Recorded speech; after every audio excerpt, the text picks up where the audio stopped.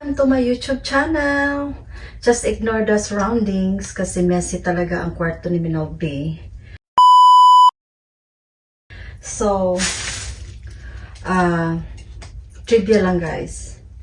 Ang alam ko lang na watch is Michael Kors, Coach, Seiko, Citizen. Yung mga ganun lang yung alam ko guys. Alam ko rin yung Rolex pero slight na alam kong hindi ko kaya. Hindi. So, sobrang bait ng aking kaibigan.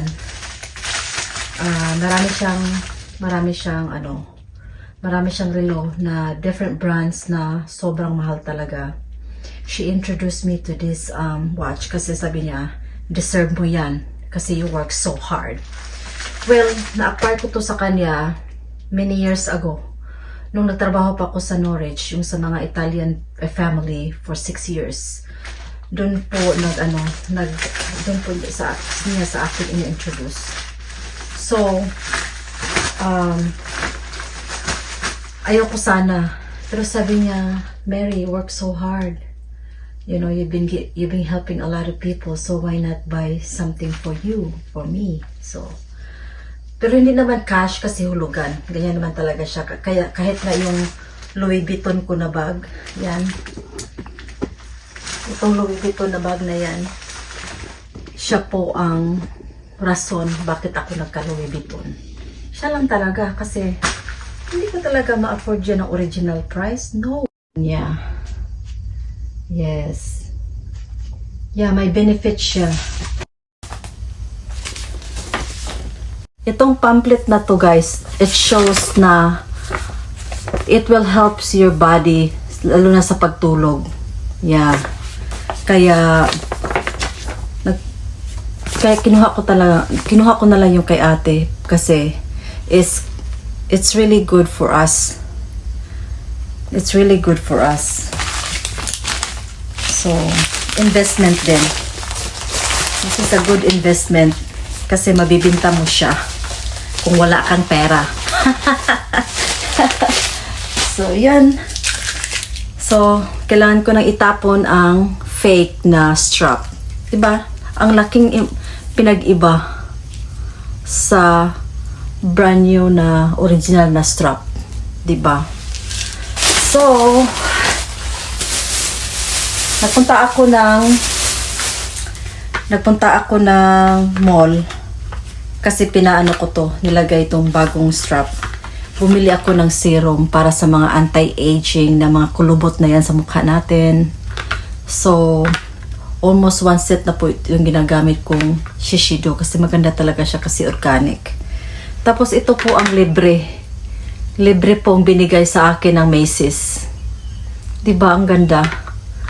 So, may libre.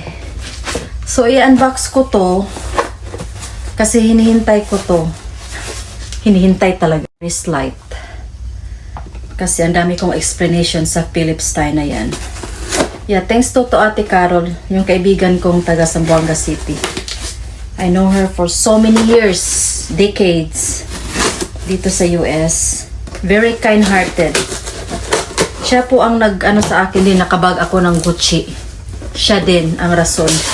Ang dapis kasi niyang nabili, iaanhin naman niya ang marami. So, ano na lang niya, binabayaran na lang namin paunti-unti na mora.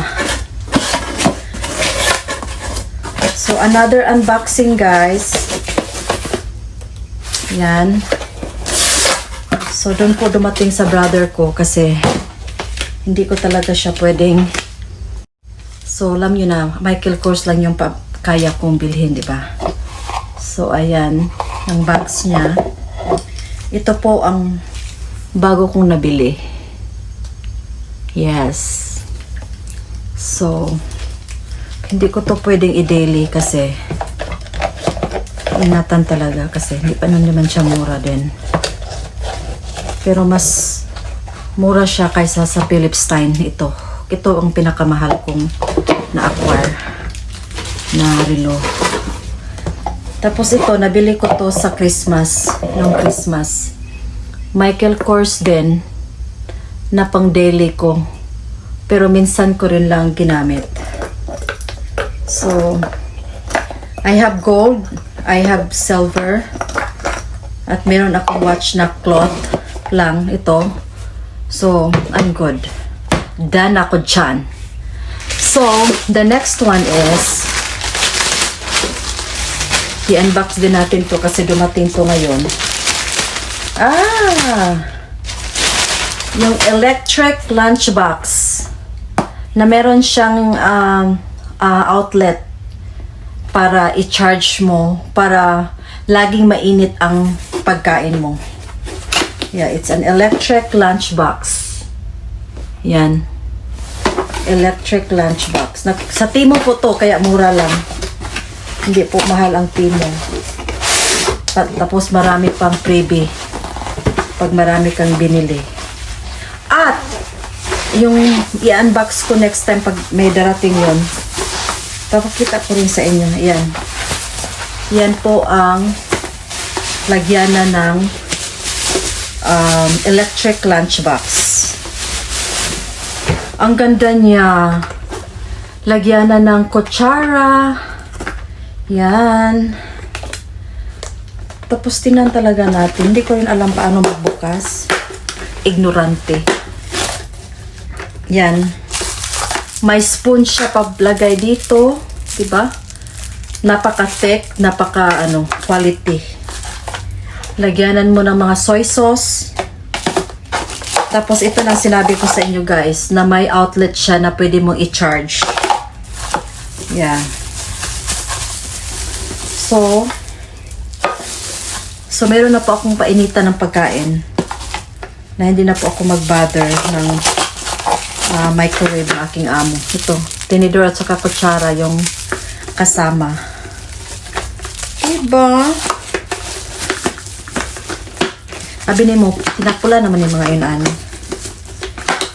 Wala lang, curious lang din ako, kaya bumili ako. Pero, hindi ko naman talaga kailangan. Pero, na-curious ako. Kasi nag 75% off ang Timo. Ayan na guys. Diba? Ang ganda. Ang ganda niya. So, maganda to pag out of town. Kasi, meron siyang charger sa sasakyan. So, this is good for Philippines. Kasi lagi kami nag-out of town. Yay! Ang ganda ng electric lunchbox from Timo. Ayan na guys. So,